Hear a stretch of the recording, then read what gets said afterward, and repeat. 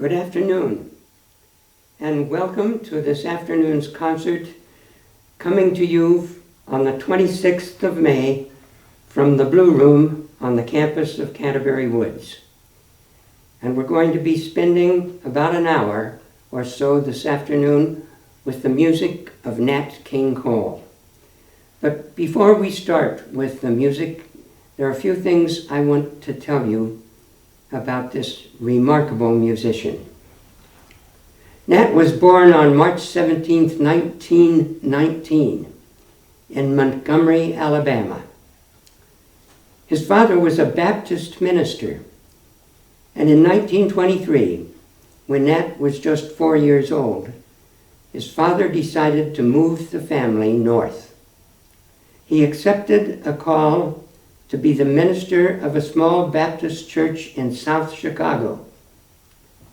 Nat's mother was a pianist with classical training, and she became the director of the church choir. She and that church choir were Nat's first introduction to music. There was a piano and an organ in that South Chicago church. And as soon as they were settled in their new digs, Nat began taking regular lessons on both of them from his mother. He loved the piano. He had a lot of natural talent, and in his early teens, his mother enrolled him in a program of classical piano training. He was an exceptional and very serious student. And he was very curious about all of the different kinds of music the piano was capable of producing. At the same time that he was thriving in his classical piano lessons, he discovered jazz. He assiduously practiced his classical lessons, and he listened to all of the jazz he could find on the radio and on records. He later claimed many influences in his jazz artistry. Art Tatum was one, Thelonious Monk, and Duke Ellington. But it was Earl Father Hines, he would later say, was his biggest inspiration. There were many jazz clubs in South Chicago. And by the early age of 13, Nat had developed a strategy of sneaking into some of them and being able to listen to jazz performed live. When he wasn't successful in getting inside a jazz club, he would stand on the street outside just to listen to the jazz. In 1934, at the age of 15, just as he was starting 9th grade, Nat Cole suddenly dropped his classical piano training. And at the same time, he dropped out of school. He devoted his full time and energy to becoming a jazz pianist. For a short time, he joined a jazz band that his older brother Eddie had put together. But early in 1936, the revival of the musical revue Shuffle Along came to Chicago. They had lost their piano player, and Nat heard about it, applied for the job, and got it.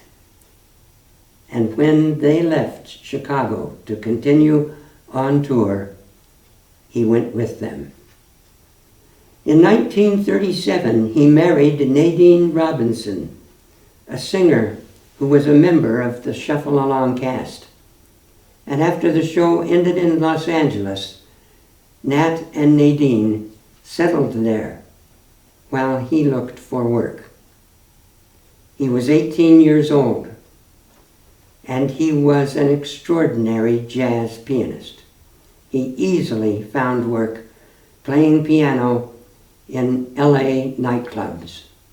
One of the club owners where he was playing suggested that he form a small band, and he hired a bassist Wesley Prince, who would play in his trio for years, and guitarist Oscar Moore, who stayed with him for several years and then was replaced by another bassist. He named the new group the Nat Cole Swingsters.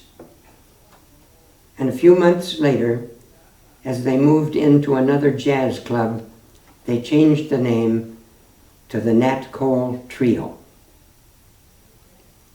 After a few months, they left that club and toured for a while. They developed a solid jazz repertoire and then returned to the LA jazz clubs. It was 1938. Nat was 19 years old. And I'm going to stop my story here for a while because it's right here at the beginning of the 1940s, just 2 years before 1940, that the transition from Nat Cole, the great young jazz pianist, and the Nat Cole Trio, to Nat Cole, the great solo vocalist, begins. And our first song this afternoon is all about the beginning of that transition.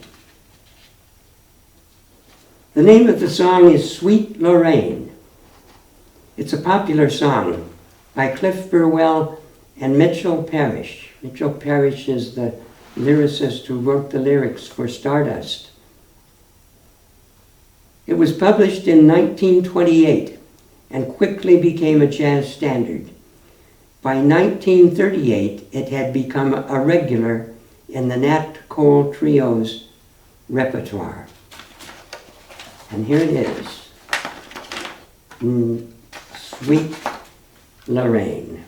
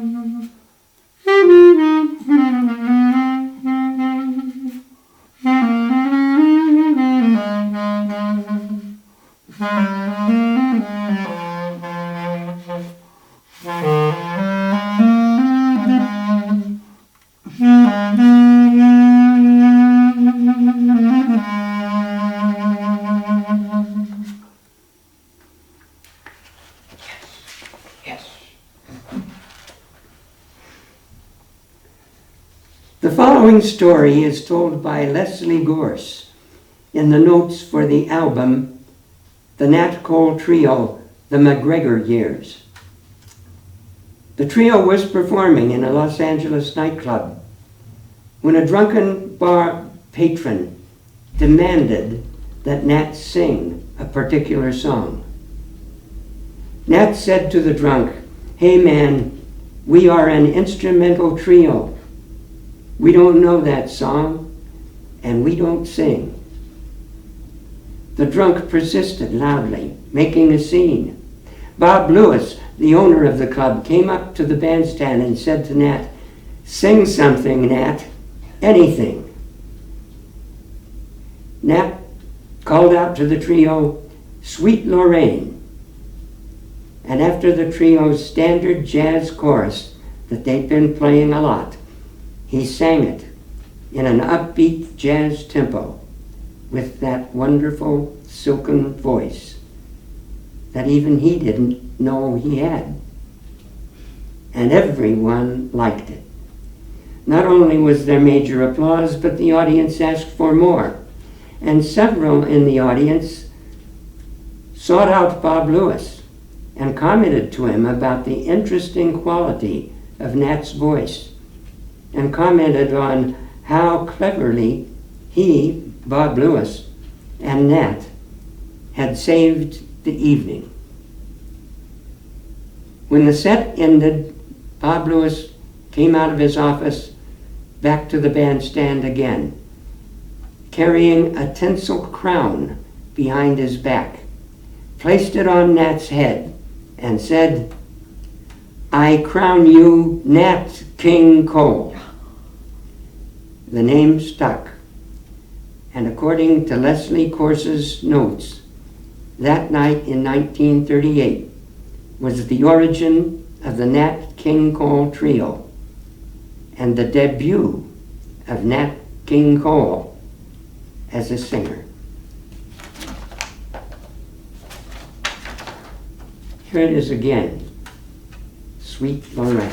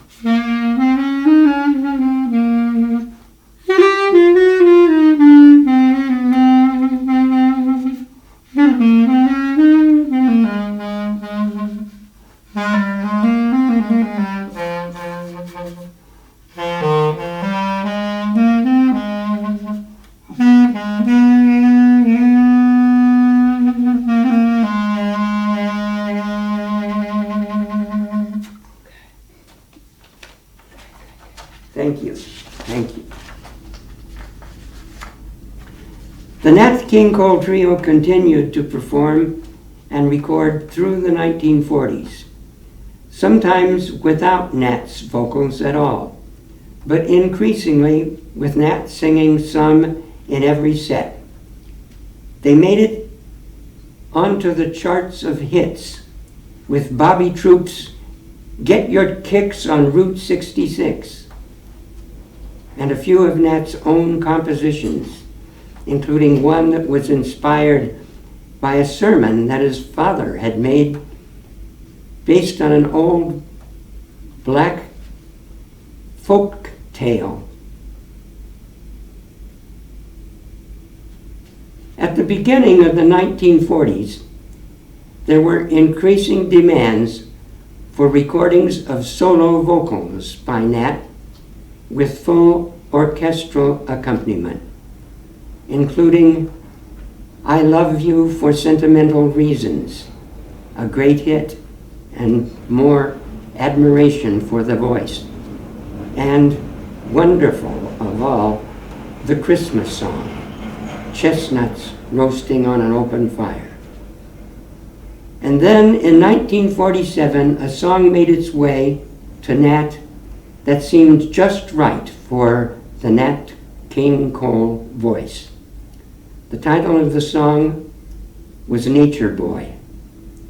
It was written in 1947 by a man named Eden Abez, all lowercase letters, neither the first name nor the last name capitalized. Abez claimed that he wrote the lyrics while sitting underneath the Hollywood sign in the Hollywood Hills, and that the music he had heard sung to him by angels in the mountains of California. Abez wanted the song to be performed by Nat King Cole, and in 1947, soon after he had set his words to the music, he tried to present it to Cole. He discovered that Cole was performing at the Lincoln Theater in LA, and he attempted to reach him and give him a copy of the song, but he claims he was turned away and ignored, possibly because of his strange and unconventional appearance. He wore few clothes, long hair, unshaven. He left a copy of the song with Nat Cole's valet, who later finally got it to Nat. And Nat performed the song in a concert and found it very, very well received. And he decided, yes, he did definitely want to record it. But he couldn't find Abes anywhere to get the necessary consent from him to record it.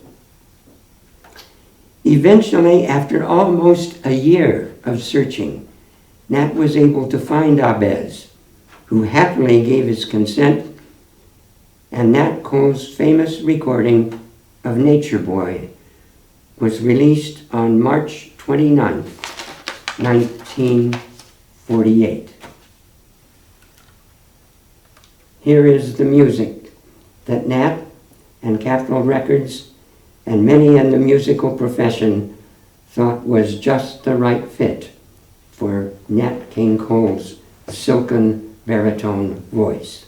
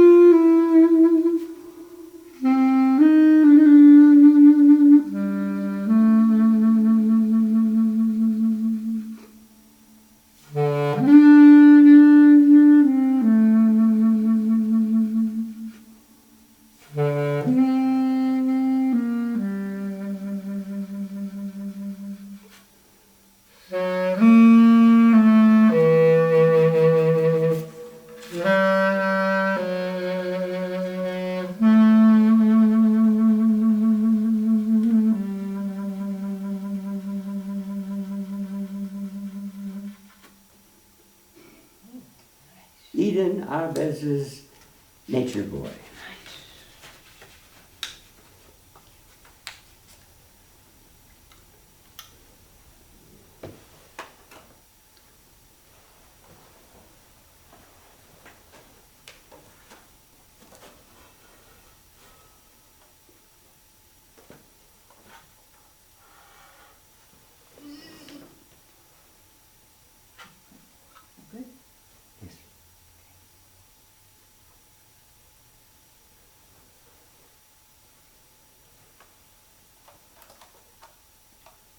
Next up is Mona Lisa, another one that was just right for Nat's voice and one of the most popular that he ever sang and recorded.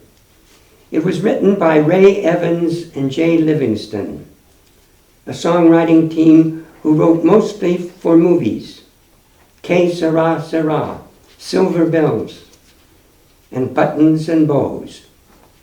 And theme songs. They wrote the theme song for Bonanza and for Mr. Ed. In 1950, they were asked to write a song for the MGM movie Captain Carey USA. I suspect some of you have seen it. The film producers wanted a song that sounded like an Italian street song, played on an accordion.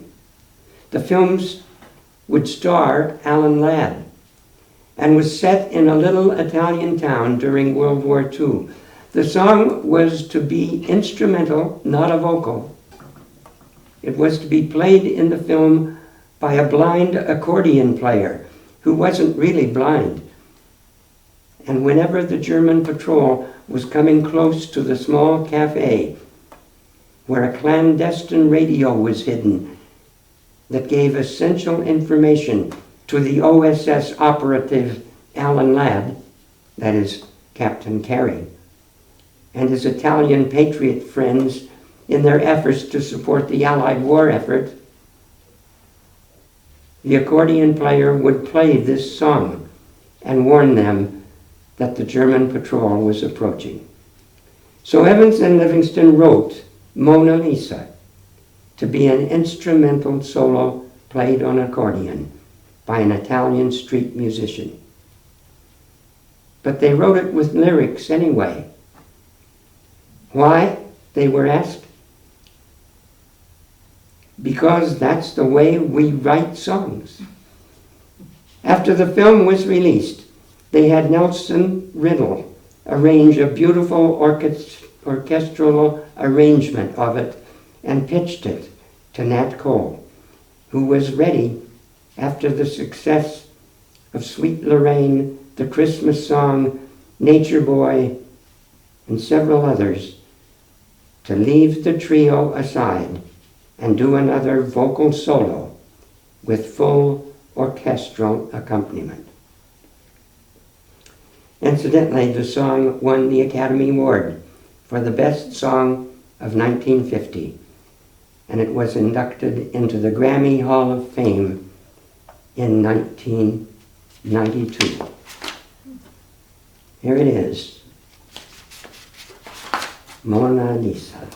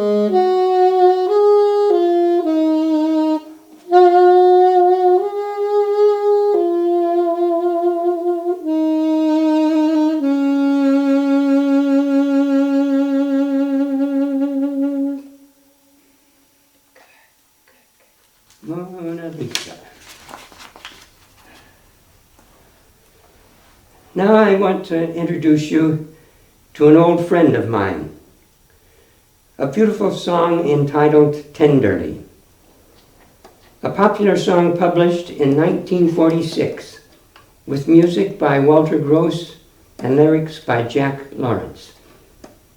It was written as a waltz in 3/4 time, but the first recording of it was done in a Latin rhythm, and that changed it for most of its career into a 4/4 time. It had a bolero beat then. The bolero beat failed away. It was a standard ballad, slow ballad in 4/4 time. The second recording was made by Sarah Vaughan on July 2nd, 1947, and Tenderly soon became a pop and jazz standard.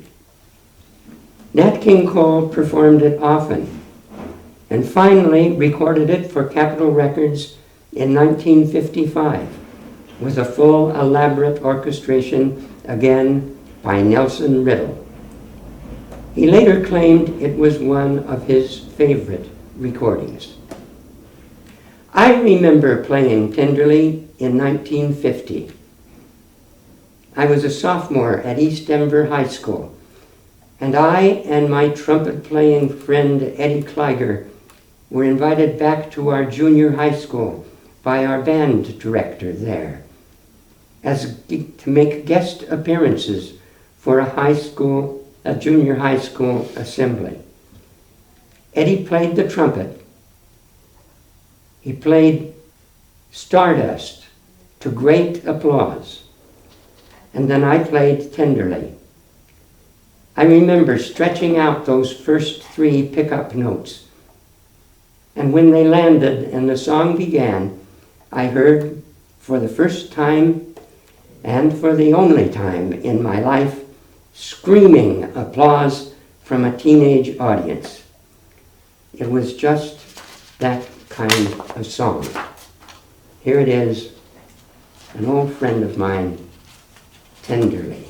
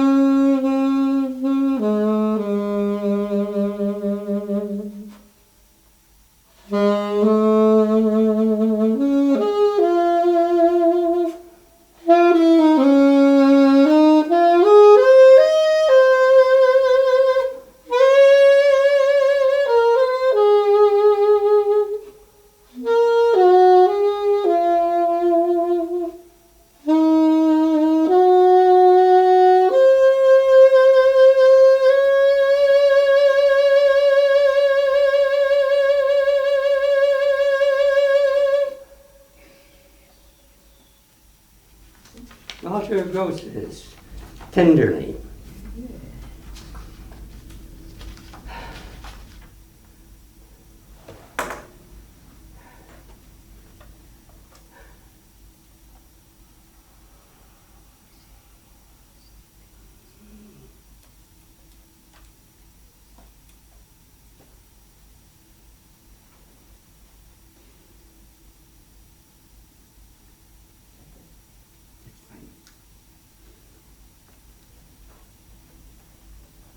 Now for our first medley of the afternoon, we go back 3 years before Tenderly for two of Nat King Cole's earliest vocal hits, Too Young and Unforgettable.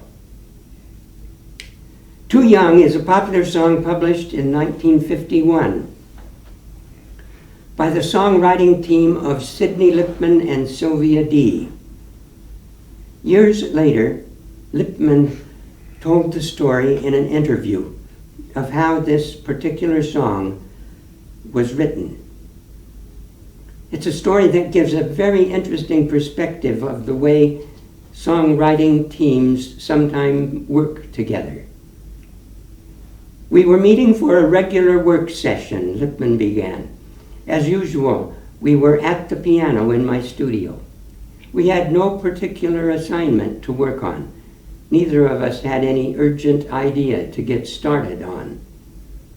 During the usual early morning chit-chat, Sylvia mentioned that her brother was getting married and commented that she thought he was too young. Too young, I repeated, not really thinking anything, just sort of confirming that I had heard what she had said and was ready to join in the conversation.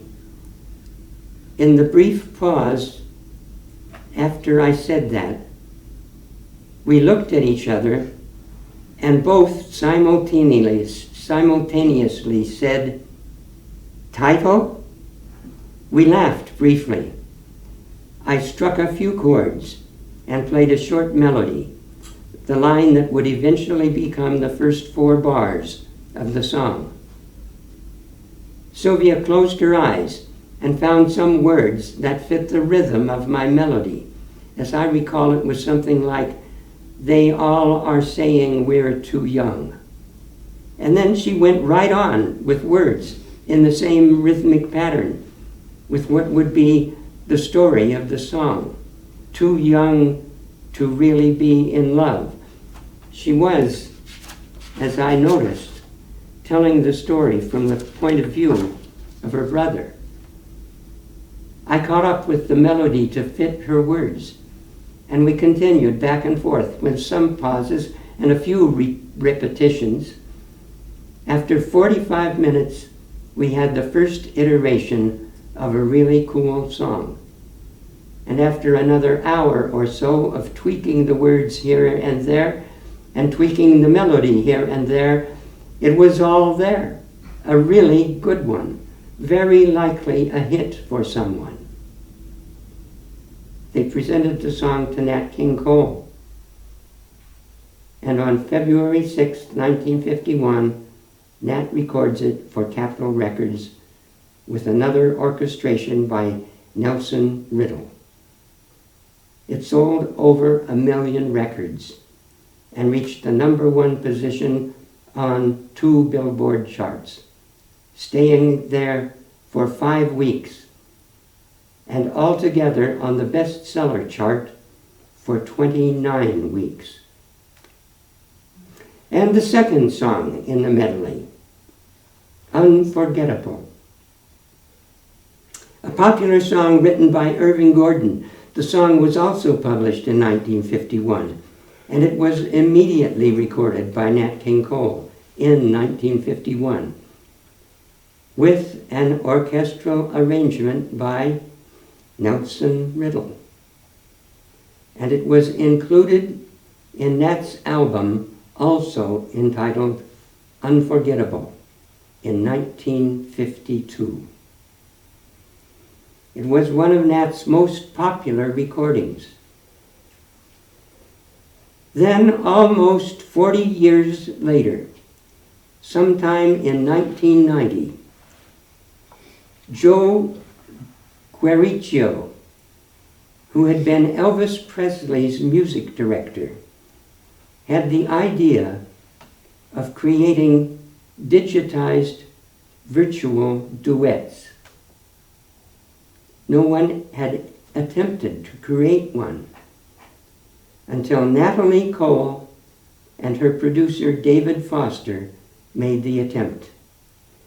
They resurrected Natalie's late father's 1952 recording and created a new track that Natalie would be able to sing with.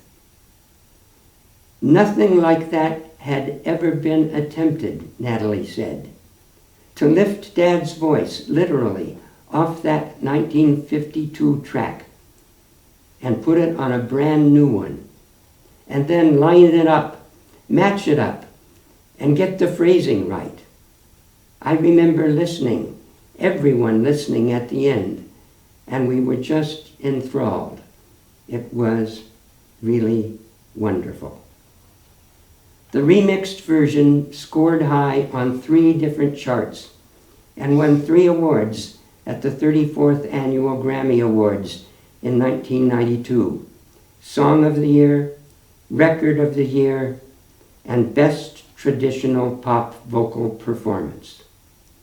You can catch it on YouTube, performed as if it were a live video. It will bring tears to your eyes. Here is our first medley of the day, 2 of Nat King Cole's most popular songs, Too Young and Unforgettable.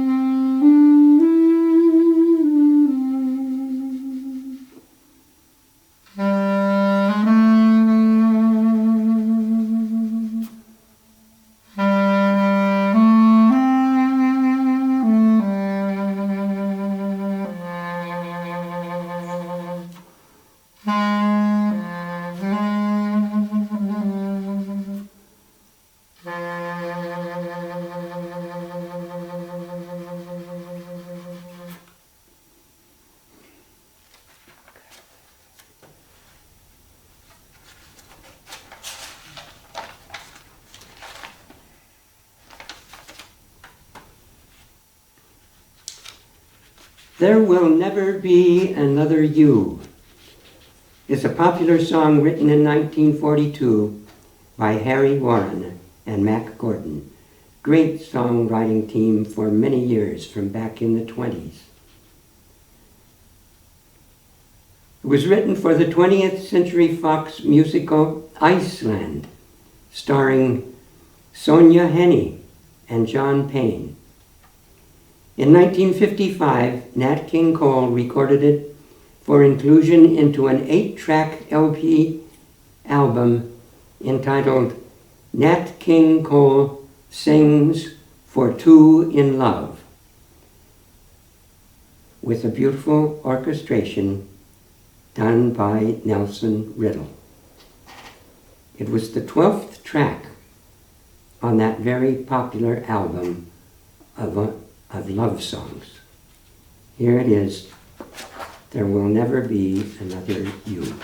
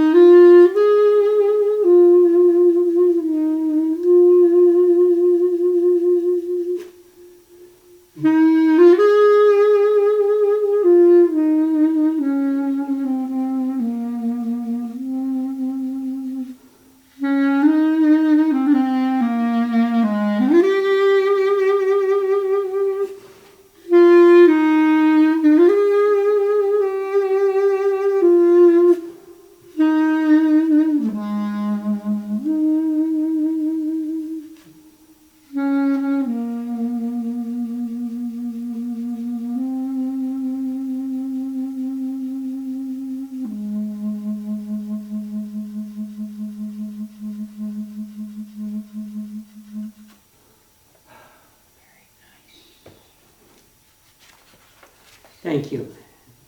Thank you. Now for our second medley. This one on the saxophone. Two beautiful ballads recorded by Nat in the late 50s. When I Fall in Love and The More I See You.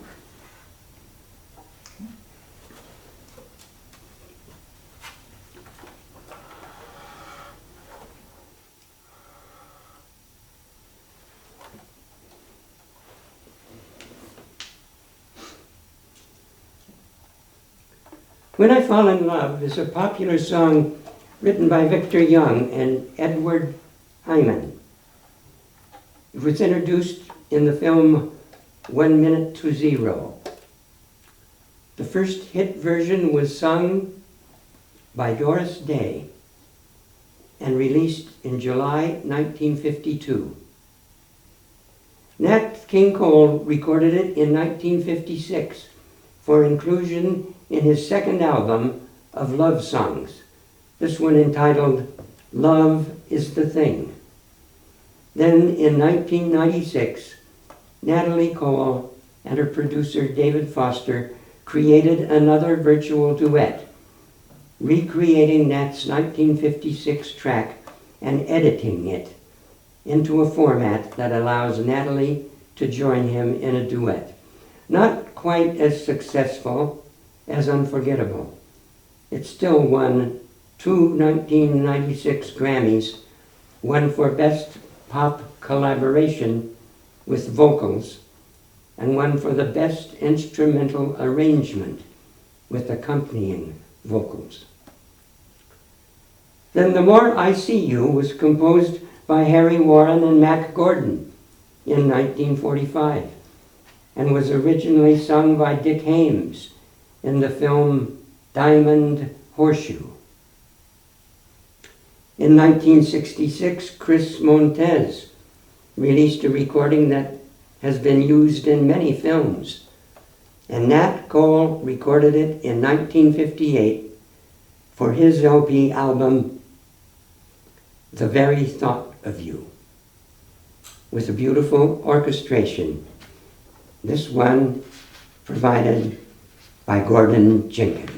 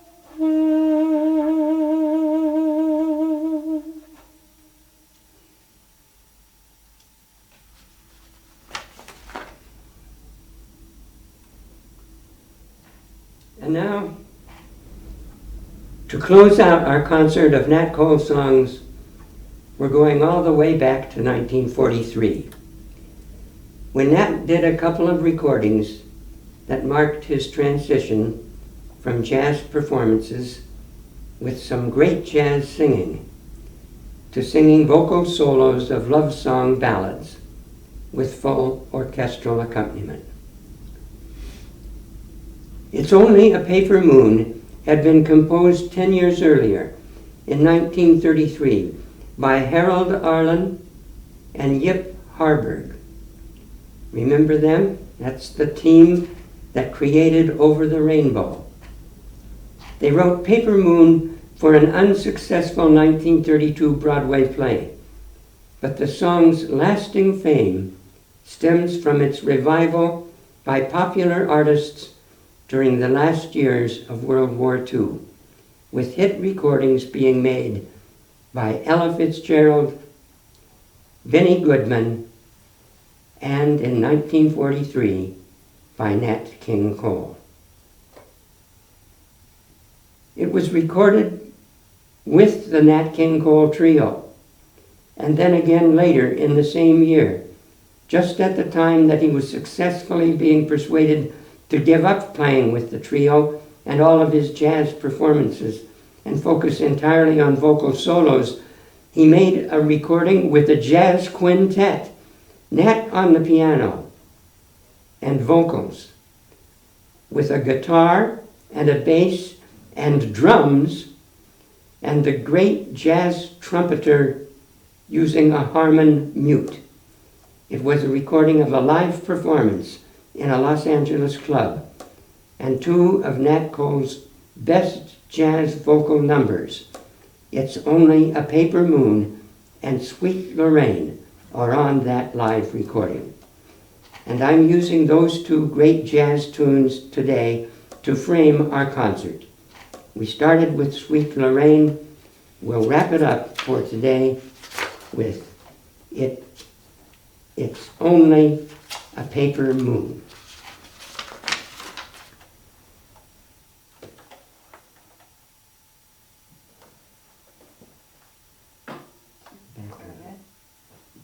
Back about here. That'll do it. I hope so. Yeah.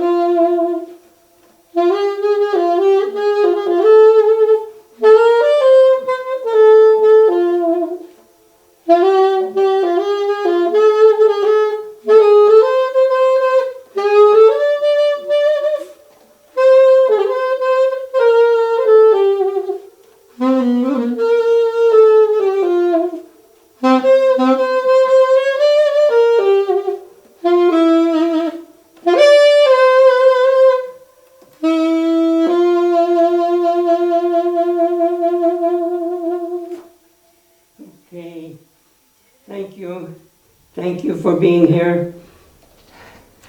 And thank you to Nat King Cole.